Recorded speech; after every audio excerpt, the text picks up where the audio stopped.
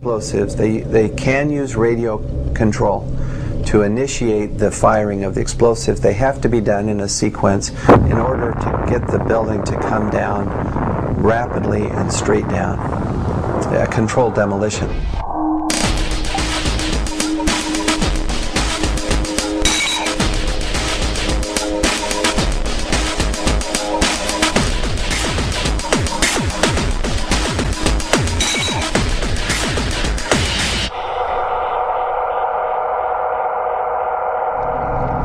Scientists, we look at different hypotheses, different explanations, but then we have to look at all the data to see which explanation fits the best. You have to incorporate all the picture. Yes, you may take an isolated fact like the plume and say, well, perhaps that was a high air pressure that somehow blew a window out. But that will not account for the molten metal or the sulfidation or the molten pools. When the South Tower collapsed and blew into my apartment directly across from the World Trade Center, I saved the dust. I gave it to Stephen Jones. The dust that was provided by Mrs. McKinley is very interesting because it's like a snapshot of the residue being produced by the tower during its collapse. It's perfect.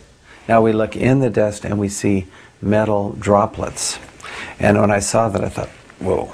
This is what I expect from thermite, because I've done a number of thermite experiments and you get small metal drops being thrown out in all directions. And this is what we see in the dust now, these little metal drops. We also see barium. This is very interesting because barium nitrate and sulfur are part of the military patent on what is known as thermate. This is thermite with sulfur and barium nitrate added to make this material cut more rapidly through steel. Now, barium is a very toxic metal, so one would not ordinarily expect this to be present in the large concentrations that we see. But the fact that we see it in these and in the dust is a very strong indication to me that the military form of thermite that has been used. It turned out that literally dozens of firefighters and emergency medical workers had given testimony that they had heard 1, 2, 3, 7, 8, some said 10 explosions going off in the building. Some of the people in the buildings reported that they were banged around and knocked downstairs by explosions.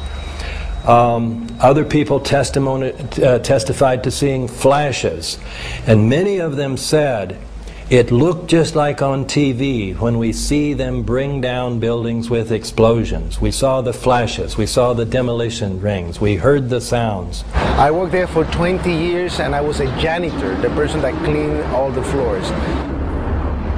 The building has 6 up-levels of basement. The support companies for the cleaning of the World Trade Center were located on Big 1. While I was there at 8:46, all of a sudden we hear boom, an explosion so hard that pushed us up. When I went to verbalize it, like 6 seconds after, we hear that boom, that impact all the way on the top.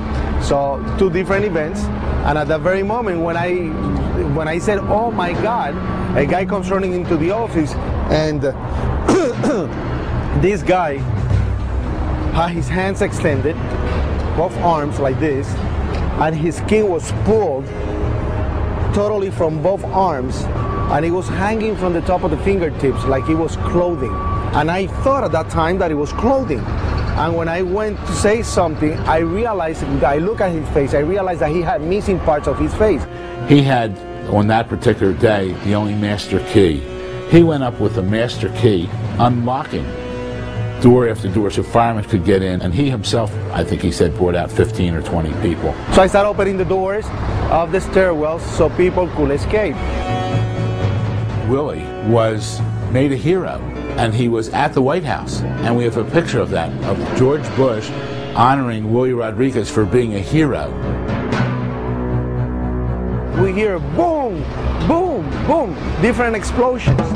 And I asked the fire department, he said, what is this explosion? And what they said was, maybe it's the gas tank from the kitchen. No, the kitchens were all electrical, so that didn't make any sense.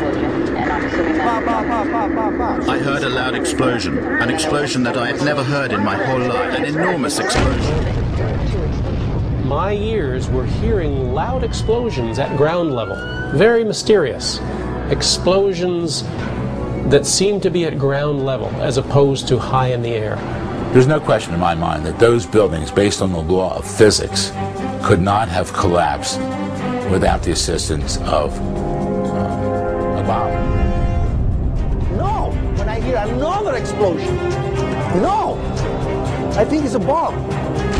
Really has taken the really 180% turn of events, saying here that President Bush, who had honored him being a hero, he's named on this lawsuit as accusing Bush and Cheney and Senior Bush and others of murder. And he's not doing it for any monetary gain, because this is just